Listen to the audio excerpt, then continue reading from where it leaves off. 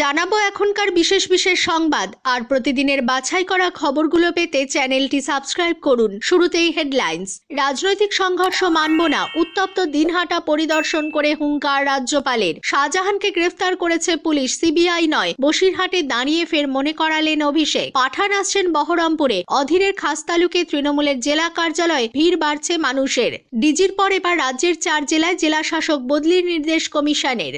চোখের ভুলে মাত্র 2 ইঞ্চির গন্ডগোল, ভিত নয়। গার্ডেন রিচের বাড়ি ভেঙে পড়ার আসল কারণ জানালেন তদন্তকারীরা। অপেক্ষার অবসান হতে পারে, আজ প্রার্থী ঘোষণা করতে পারে আইএসএফ। যে বুথে লিড থাকবে না সেখানে কিন্তু বলতে বলতে মোক্ষম হুঁশিয়ারিটাই দিয়েই ফেললেন তৃণমূল প্রার্থী সুজাতা। 100 দিনের টাকা চুরির অভিযোগ টিএমসির বিরুদ্ধে। আগুন জ্বালিয়ে বিক্ষোভ সন্দেশখালীতে। লোকসভার প্রচারে জনসংযোগ হাতিয়ার সাইকেল। দুর্গাপুরে অভিনব কীর্তি। আসছে বিস্তারিত খবরে। রাজ্যে ডিজি বদলের পর এবার লোকসভা ভোটের আগে জেলা প্রশাসনেও রদবদল করল নির্বাচন কমিশন। বৃহস্পতিবার এক বিজ্ঞপ্তিতে জানানো হয়েছে, পূর্ব মেদিনীপুর, পূর্ব বর্ধমান, ঝাড়গ্রাম এবং বীরভূমের জেলা শাসকদের সরিয়ে দেওয়ার কথা জানানো হয়েছে। কমিশনের সূত্রে দাবি করা হয়েছে, এই 4 জেলায় যারা জেলা শাসক ছিলেন তারা সবাই WBCS থেকে পদোন্নতি পেয়ে IAS হয়েছেন। এই রাজ্যের পাশাপাশি অন্য রাজ্যেও পুলিশ প্রশাসনের বদলি নির্দেশ দেওয়া হয়েছে। এর মধ্যে রয়েছে গুজরাটের নাম। কমিশন জানিয়েছে, পাঞ্জাব এবং অসমেও পুলিশ কর্তাদের বদলি করা হয়েছে। এর আগে রাজ্যের ডিজির পদ থেকে সরিয়ে দেওয়া হয়েছিল রাজীব কুমারকে। তার বদলে ওই পদে আনা হয় বিবেক সহায়কে। কিন্তু 24 ঘন্টার মধ্যে সিদ্ধান্ত বদলে রাজ্য পুলিশের ডিজি করা হয় সঞ্জয় মুখোপাধ্যায়কে। বৃহস্পতিবার সকালে বেরমজুর 2 নম্বর পঞ্চায়েতের রামনগরে বিক্ষোভ দেখান স্থানীয়রা। তাদের অভিযোগ, 100 দিনের কাজ করলেও টাকা মেটাননি তৃণমূলের পঞ্চায়েত প্রধান হাজি সিদ্দিকী মোল্লা। ইডির ওপর হামলার ঘটনায় তাঁকে কলকাতার নিজাম প্যালেসে ডেকে জেরা করেছিল সিবিআই। এছাড়া তৃণমূলের অঞ্চল সভাপতি জুলফিকার মোল্লার বিরুদ্ধেও দুর্নীতির অভিযোগ তুলেছে তারা। স্থানীয়দের দাবি, মমতা বন্দ্যোপাধ্যায় ঘোষণা করেছেন 21 লক্ষ মানুষের 100 দিনের কাজের টাকা মিটিয়ে দেওয়া হয়েছে, অথচ তাদের 100 দিনের বকেয়া এখনো মেটাননি পঞ্চায়েত প্রধান। এভাবে লক্ষ লক্ষ টাকা হাজি সিদ্দিকী মোল্লা আত্মসাৎ করেছেন বলে অভিযোগ গ্রামবাসীদের। এই অভিযোগে স্থানীয় স্কুলের সামনে বিক্ষোভ দেখাতে থাকেন স্থানীয়রা। টায়ার জ্বালিয়ে পঞ্চায়েত প্রধান হাজি সিদ্দিকী মোল্লা ও অঞ্চল সভাপতি জুলফিকার মোল্লার বিরুদ্ধে দুর্নীতির অভিযোগে স্লোগান দিতে থাকেন। স্থানীয়দের দাবি, অবিলম্বে বকেয়া পরিশোধ করতে হবে, বানিয়ে দিতে হবে শৌচাগার ও রাস্তা। অভিনব কায়দায় বর্ধমান দুর্গাপুর লোকসভা কেন্দ্রে নিজের প্রচার করছেন তৃণমূল প্রার্থী কীর্তি আজাদ। 5 বছর আগে বিজেপির জেতা আসনে এখনো প্রার্থী ঘোষণা করতে পারেনি গেরুয়া শিবির। তাই অনেকটা ফাঁকা রাস্তাতেই সাইকেল চালিয়ে এলাকাবাসীর মন জয়ের চেষ্টা করলেন বিশ্বকাপ জয়ী প্রাক্তন এই ক্রিকেটার। তার সাইকেল চালিয়ে প্রচারের ভিডিও এখন ভাইরাল। গার্ডেন রিচের ঘটনায় বিপর্যয়ের অন্যতম কারণ খুঁজে পেলেন তদন্তকারীরা। তাতে ত্রুটিযুক্ত পিলার নির্মাণ অন্যতম কারণ হিসেবে চিহ্নিত হয়েছে। পিলারের ভার ডিস্ট্রিবিউশনের সমস্যা উঠে এলো পুলিশের প্রাথমিক তদন্তে। সূত্রের খবর, পিলার নির্মাণে ভিন্ন মাপের লোহার রড ব্যবহার করা হয়েছিল।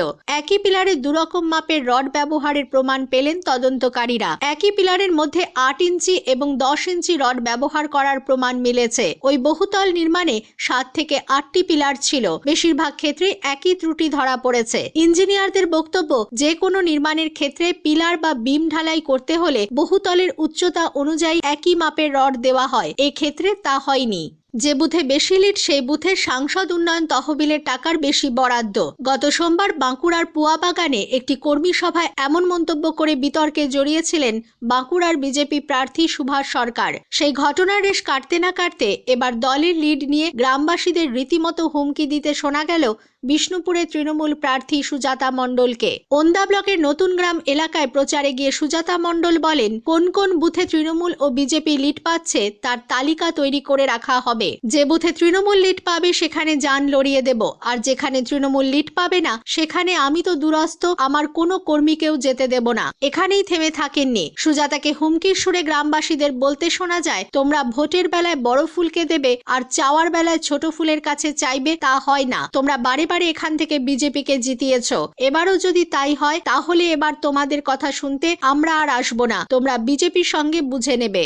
অপেক্ষার প্রহর কার্যত শেষ হতে চলেছে। আজ বৃহস্পতিবার বাম কংগ্রেসের আশায় আর না থেকে একতরফা ভাবে লোকসভার প্রার্থী ঘোষণা করতে পারে আইএসএফ। তাদের তরফে দাবি করা হয়েছে, প্রাথমিকভাবে রাজ্যে 10 থেকে 12 আসনে প্রার্থীর নাম ঘোষণা করা হতে পারে। এই তালিকার ডায়মন্ড হারবার থাকবে কিনা তা অবশ্য স্পষ্ট করা হয়নি। কোনো রকমের রাজনৈতিক সংঘর্ষকে মেনে নেওয়া হবে না, এক্ষেত্রে তিনি জিরো টলারেন্স নীতি নিয়ে চলবেন। দিনহাটায় সংঘর্ষের পর ঘটনাস্থল পরিদর্শন করে এমনটাই জানালেন রাজ্যপাল সিভি আনন্দ বোস। এদিন রাজ্যপাল সন্ধ্যে 7টা নাগাদ বাগডোগরা থেকে সড়ক পথে দিনহাটা শহরের 5 মাথার মোড়ে এসে পৌঁছন। সেখানকার ব্যবসায়ীদের সাথে কথা বলেন। এরপর দিনহাটা থানার আধিকারিক ও জেলা পুলিশের আধিকারিকরা ঘটনার বিস্তারিত বিবরণ তাকে জানান। এরপরই সাংবাদিক বৈঠকে আনন্দ বোস বলেন, নির্বাচন বিধি লাগু হয়েছে, তাই কোনো ধরনের সংঘর্ষ আমরা মেনে নেব না। যে কোনো রাজনৈতিক সংঘর্ষ দমনে আমরা জিরো টলারেন্সের নীতি নেব। পাশাপাশি এদিন দিনহাটাবাসী যেভাবে সমবেত হয়ে তার সঙ্গে কথা বলতে এগিয়ে এসেছেন তারও প্রশংসা করেন। তবে এদিন কেন্দ্রীয় মন্ত্রী নিশীথ প্রামাণিকের বিরুদ্ধে রাজ্যপালকে অভিযোগ জানান তৃণমূল কর্মীরাও। স্থানীয় ব্যবসায়ীরা জানান তারা এলাকায় শান্তি চান।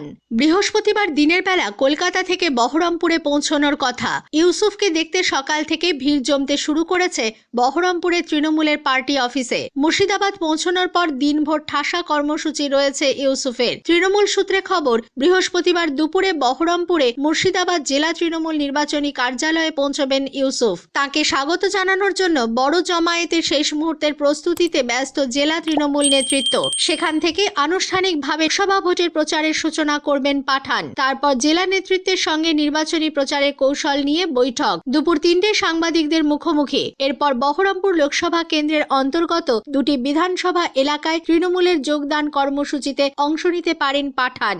সন্দেশখালী কাণ্ডে শাহজাহানকে গ্রেফতার করা হয়েছে, অথচ এখনো পর্যন্ত নারী নির্যাতনের অভিযোগে পুলিশের হাতে গ্রেফতার হওয়া উত্তম সর্দার ও শিবু হাজরাকে কেন গ্রেফতার করেনি সিবিআই? মঙ্গলবার এই নিয়ে বসিরহাটে সভা থেকে কেন্দ্রীয় তদন্তকারী সংস্থার বিরুদ্ধে সুর চড়ালেন তৃণমূলের সর্বভারতীয় সাধারণ সম্পাদক অভিষেক বন্দ্যোপাধ্যায়। সিবিআই নয়, শাহজাহানকে গ্রেফতার করেছে পুলিশ, একথাও এদিন মনে করিয়ে দেন অভিষেক। মুসলিমদের তেজপাতা মনে করে তৃণমূল। বুধবার বিকেলে নদিয়ার করিমপুর জনসভা করতে গিয়ে এমনই দাবি করলেন রাজ্যের বিরোধী দলনেতা শুভেন্দু অধিকারী। বহরমপুরে ইউসুফ পাঠানকে প্রার্থী করায় এদিন তৃণমূলকে আক্রমণ করেন তিনি। এমনকি তৃণমূলের সঙ্গে সিপিএম এর আঁতাত রয়েছে বলেও দাবি করেন শুভেন্দু বাবু। এদিন শুভেন্দু অধিকারী বলেন, সংখ্যালঘু মুসলিমদের ভুল বুঝিয়ে ভোট নিয়েছে তৃণমূল। কি পেয়েছেন ভাইরা আপনারা? মমতা বন্দ্যোপাধ্যায় জাফিকুরের মতো চোর, বাকিবুরের মতো চোর, শেখ শাহজাহানের মতো ডাকাত, শামস ইকবালের মতো চোর প্রমোটার তৈরি করেছে। কোটি কোটি গরিব সংখ্যালঘু, আপনারা গরিব থেকে গরিব হয়েছেন।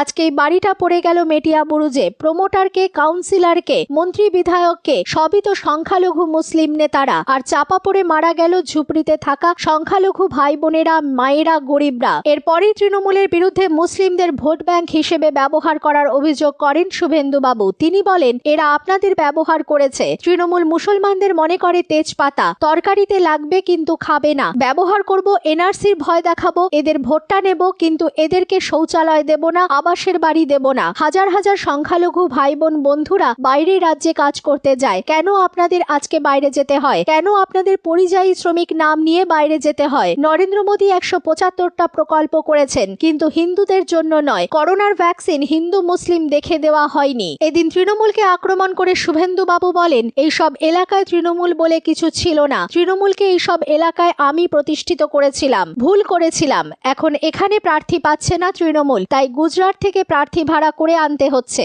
লোকসভা ভোটের প্রচারে কৃষ্ণনগর কেন্দ্রে গিয়ে এলাকার বহিষ্কৃত সাংসদ মহুয়া মৈত্রকে নাম না করে কুকুরচোর বললেন বিরোধী দলনেতা শুভেন্দু অধিকারী। বুধবার বিকেলে নদিয়ার করিমপুরে বিজেপির জনসভা থেকে মহুয়াকে উদ্দেশ্য করে আক্রমণ করেন তিনি। বলেন, তাড়াতাড়ি ব্যাগ গুছান। এদিন শুভেন্দু বাবু বলেন, কৃষ্ণনগরে যিনি আছেন তিনি তো বাপের বাপ, তিনি তো পাসওয়ার্ড বাইরে পাচার করে দিয়েছেন। কুকুরচোর কুকুর ফেরত দিতে হয়েছে, ভ্যানিটি ব্যাগে ঘুষ নেয় আমি জীবনে কোনোদিন শুনিনি। দেখেছেন তো লোকপাল কাল কি করেছে, সিবিআই কে দিয়ে দিয়েছে। করিমপুরের বিধায়ক ছিলেন না? ব্যাগ গুছান তাড়াতাড়ি। গত ডিসেম্বরে কৃষ্ণনগরের তৎকালীন তৃণমূল সাংসদ মহুয়া মৈত্রের বিরুদ্ধে ঘুষের বিনিময়ে সংসদে প্রশ্ন তোলার অভিযোগ ওঠে বিভিন্ন বিলাসী সামগ্রী ঘুষ নিয়ে নির্মাণকারী সংস্থা হীরানন্দানী গোষ্ঠীর হয়ে লোকসভায় আদানি গোষ্ঠীর বিরুদ্ধে প্রশ্ন করেছিলেন তিনি। শুধু তাই নয়, প্রশ্ন উত্থাপনের জন্য সংসদের পোর্টাল পোর্টালের পাসওয়ার্ড দর্শন হীরানন্দানীকে দিয়ে দেন তিনি। সে কথা একটি শতপ্রণোদিত হলফনামায় স্বীকার করেন অভিযুক্ত শিল্পপতি। কয়লা পাচার মামলায় সুপ্রিম স্বস্তিতে তৃণমূলের সর্বভারতীয় সাধারণ সম্পাদক অভিষেক বন্দ্যোপাধ্যায়। ইডি সমনের বিরোধিতায় শীর্ষ আদালতের দ্বারস্থ হয়েছিলেন বিদায়ী সাংসদ। সেখানেই মিলল স্বস্তি। লোকসভা ভোট চলা পর্যন্ত অভিষেককে দিল্লিতে তলব করতে পারবে না ইডি, নির্দেশ শীর্ষ আদালতের। মামলার পরবর্তী শুনানি 10ই জুলাই। দীর্ঘদিন ধরে কয়লা পাচার মামলায় ইডির নজরে তৃণমূলের সর্বভারতীয় সাধারণ সম্পাদক অভিষেক বন্দ্যোপাধ্যায়। কলকাতার পাশাপাশি দিল্লিতে একাধিকবার হাজিরা দিয়েছেন তিনি। সামনেই ভোট, এখন প্রচারের কাজে ব্যস্ত অভিষেক। ফলে এর মাঝে ইডি তলব করলে হাজিরা দেওয়া সমস্যা। সেই কারণেই ইডি সমনের বিরুদ্ধেই সুপ্রিম কোর্টে দ্বারস্থ হয়েছিলেন অভিষেক বন্দ্যোপাধ্যায়। তার তরফে আদালতে আইনজীবী কপিল সিবল আর্জি জানান যে লোকসভা নির্বাচন চলাকালীন অর্থাৎ জুলাই মাস পর্যন্ত যেন অভিষেককে ইডি দিল্লিতে তলব না করে। স্থানীয় সংবাদ শেষ হলো।